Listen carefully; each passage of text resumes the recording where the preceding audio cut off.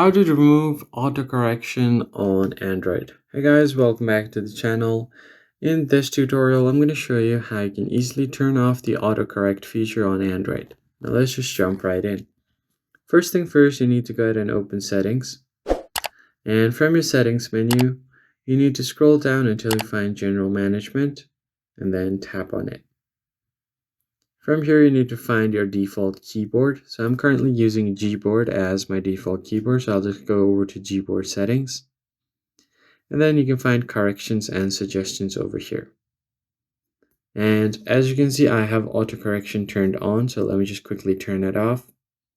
You can also go inside its settings and change this to undo autocorrect on backspace as well. So I'll just toggle this off and you're good to go. You can do the same thing on your Samsung keyboard as well. Go over to Samsung keyboard and tap on it. I'll go over to Samsung keyboard now.